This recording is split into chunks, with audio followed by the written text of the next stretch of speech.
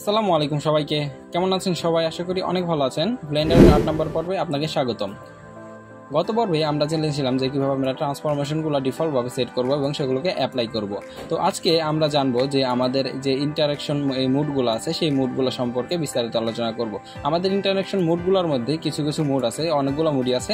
সেইগুলোর মধ্যে আমরা দুইটি মুড নিয়ে আজকে কথা বলবো। তার মধ্যে আজকে আমাদের থাকবে অবজেক্ট মুড এবং এডিট মুড।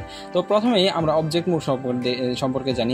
ইন্টারাকশন মুডগুলোর মধ্যে যে আমাদের যে প্রথম এখন যে ইন্টারাকশন মুডটা আছে সেটি হলো আমাদের অবজেক্ট মুড। সেটা আমরা কিভাবে দেখতে পাবো সেটা আমরা এখান থেকে দেখতে পাবো। যে দেখতে পাচ্ছেন এখানে অবজেক্ট মুড আছে, এখানে আমরা যদি ক্লিক করি এখানে সেই ক্ষেত্রে দেখতে পাবেন যে এখানে অবজেক্ট মুড আছে, এডিট মুড আছে, স্কাল্প মুড আছে, তারপর ভার্টেক্স মুড পেইন্ট আছে, ওয়েট পেইন্ট, তারপর এখানে আছে টেক্সচার পেইন্ট।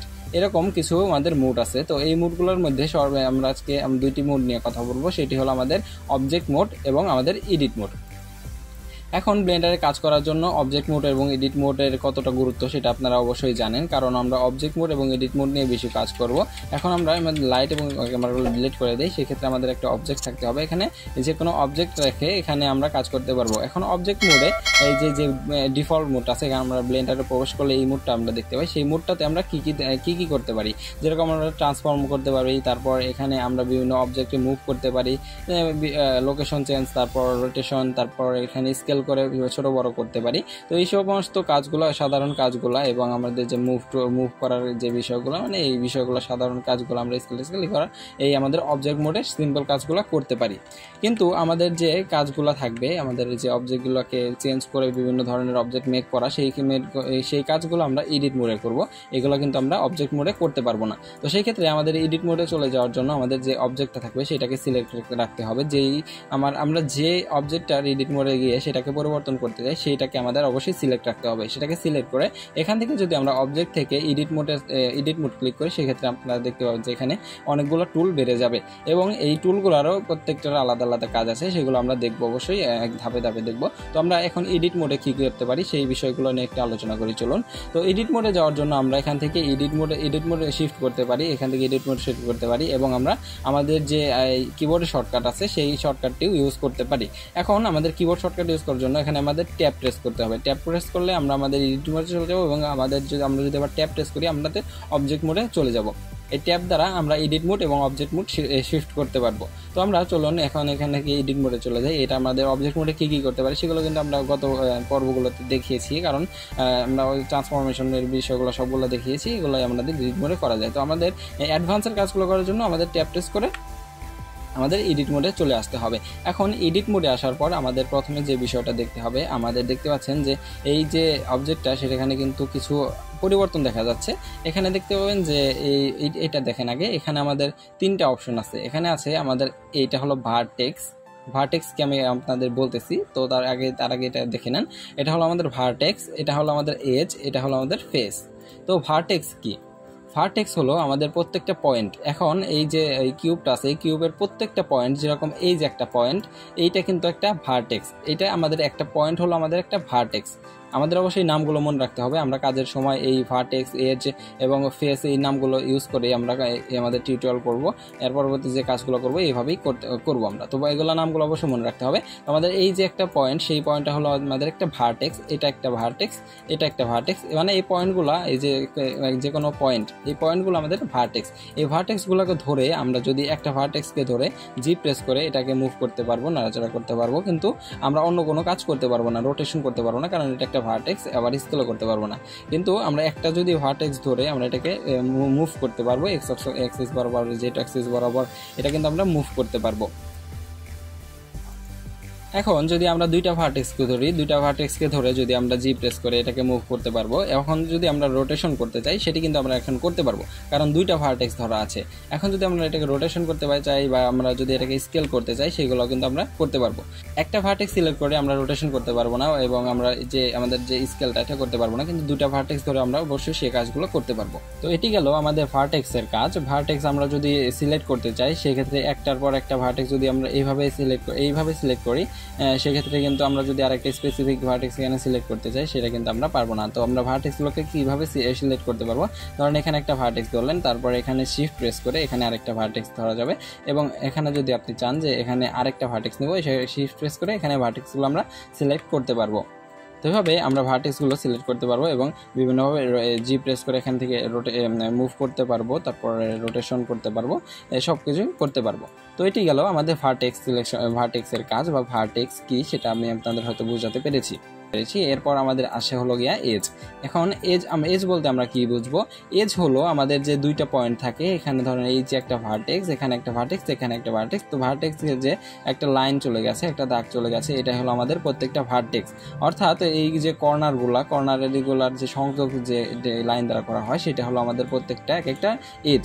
তো এখানে আমাদের এটা একটা এজ, তারপর এটা একটা এজ, তারপর এটা একটা এজ, এই যে লম্বা একটা দাগের মতো, এটা হলো আমাদের এজ। এগুলো কিন্তু আমাদের একটা এজ। তো এগুলোকে আমরা ধরে আমরা কিন্তু এগুলোকে মুভ করতে পারবো। যেমন আমরা এই এজটা ধরলাম, ধরে এটা জি প্রেস করে এটা কিন্তু আমরা মুভ করতে পারবো। তো এটাকে আমরা জি প্রেস করে মুভ করতে পারবো, আর প্রেস করে রোটেট করতে পারবো। তারপর আমরা যদি এখানে এজগুলোকে ধরি সেক্ষেত্রে আমরা জি প্রেস করে এগুলো কিন্তু রোটেট করে জি প্রেস করে মুভ করতে পারবো বিভিন্ন দিকে। তারপর আবার রোটেট করতে পারবো, রোটেট করে বিভিন্ন কিছু তৈরি করতে পারবো। এগুলো কিন্তু আমাদের অনেক দরকার পড়বে, এগুলো নিয়ে কিন্তু আমাদের কাজ, কারণ এগুলো দিয়ে কিন্তু আমরা বিভিন্ন মডেল তৈরি করব। এগুলো কিন্তু রোটেট করে তারপরে জি প্রেস করে মুভ করে এগুলো কিন্তু আমরা বিভিন্ন ধরনের তৈরি করবো, মডেল তৈরি করব। তো চলুন আমরা এই বিষয়টা দেখে নিলাম। এখন আমরা যদি এই রোটেট এজের পর আমাদের আছে একটা ফেস। এখন ফেস বলতে আমরা কি বুঝবো? ফেস বলতে আমরা চলুন একটা অবজেক্টকে, নতুন একটা অবজেক্ট নিয়ে আসি, এটাকে ডিলিট করে দিই, ট্যাবে প্রেস করে আমরা এডিট মোডে চলে গেলাম। এখন ফেজ বলতে কি বুঝবো? এখন আমরা আমাদের ফেজ বলতে তিনটা এজ একত্রিত হলে, একসাথে হলে সেটাকে আমরা এজ বলতে পারি। মিনিমাম তিনটা এজের মিলনকে আমরা একটা এজ ফেজ বলবো। তো আমরা ফেজ বলতে ধরেন এটা একটা ফেজ, এই সামনের পার্টটুকু এটা একটা ফেজ। এই যে দেখেন এখানে একটা, দুইটা, তিনটা, চারটা এজ মিলে একটা ফেস তৈরি হয়েছে। তো আমরা যদি ফেসটাকে সিলেক্ট করে এখানে কিন্তু আমাদের সিলেকশনটা রাখতে হবে, এটা ফেস রাখতে হবে। ফেস রাখলে ফেস মুভ হবে এবং এখান থেকে এজ রাখলে এজ মুভ হবে। তো এখানে আমরা ফেসটা সিলেক্ট করে এখান থেকে যদি আমরা জি প্রেস করে মুভ করি, সেটা দেখতে পাবেন যে এটা কিন্তু মুভ হচ্ছে, এটা কিন্তু মুভ হবে, এই ফেসটা কিন্তু মুভ হচ্ছে। তারপরে আমরা যদি চাই যে এই ফেসটাকে ধরে আমরা মুভ করব, সেটা কিন্তু আমরা পারবো। আবার যদি চাই যে রোটেশন করব, রোটেশনের দিকে এটা কিন্তু আমরা রোটেট করতে পারবো। তো চলুন আমরা এই যে আমাদের ফেস আছে, ফেসগুলো নিয়ে একটু কারসাজি করা যাক। এখন আমরা এই ফেসটাকে ধরে যদি আমরা জি প্রেস করে এই ওয়াই অ্যাক্সিস বরাবর একটু সরিয়ে নিতে পারবো। তারপর এই ফেসটাকে ধরে এই জেড অ্যাক্সিস বরাবর একটু জি প্রেস করে, অবশ্যই আমাদের এই প্রেস করতে হবে, এই জেড অ্যাক্সিস বরাবর একটু নামিয়ে নিতে পারবো। তারপর যে কোনো ফেস ধরে আমরা এগুলো কিন্তু রোটেশন, তারপরে লোকেশন চেঞ্জ, অথবা আমরা এই ফেসগুলোকে ধরে রোটেট করতে পারবো। তারপর যে কোনো ফেস ধরে এটাকে মুভ করতে পারবো। তারপর আমরা এই ফেসগুলোকে ধরে স্কেল করতে পারবো, স্কেল করে বিভিন্ন ধরনের জিনিসপত্র, জিওমেট্রিক্যাল জিনিসপত্র তৈরি করতে পারবো। এগুলো কিন্তু আমাদের খুবই দরকার হবে, আমাদের প্রত্যেকটা কাজে আমরা এগুলো কিন্তু ইউজ করব। তো স্কেল করে আমরা বিভিন্ন ধরনের জিনিসপত্র তৈরি করব। তারপর অনেক কাজ আছে এগুলার। তো আশা করি এগুলো আমরা আপনাদের পরবর্তীতে বিভিন্ন লেসনে বুঝিয়ে দেবো যে কীভাবে কী তৈরি করতে হবে। তো আপনারা বেসিকগুলো আগে জানেন। তো এরপর আমরা যদি আরেকটু ওভারভিউ দেখি সেই ক্ষেত্রে আমাদের চলুন ওভারভিউটা দেখে আসি। এখন আমাদের একটা ধরেন এখানে অবজেক্ট আছে, এখানে আমাদের কিউ অবজেক্ট আছে, কিউ অবজেক্ট থেকে আমরা এই যে আছে অবজেক্ট মোড আছে, অবজেক্ট মোড থেকে শিফট করে আমরা এডিট মোডে চলে যাবো। সেটার জন্য আমরা ট্যাব ইউজ করবো। ট্যাব ইউজ করার পর এখন অবশ্যই আমাদের এই যে অবজেক্ট মোডে এই যে আমাদের কিউবটা সিলেক্ট থাকতে হবে। দেন এখান থেকে আমরা এজগুলোকে সিলেক্ট করে এজগুলো নিয়ে কাজ করতে পারবো। এজ মানে প্রত্যেকটা কর্নার। তারপরে আবার এই যে আমাদের ভার্টেক্সগুলো নিয়ে আমরা কাজ করতে পারবো। প্রত্যেকটা কর্নারই কিন্তু আমাদের একটা ভার্টেক্স।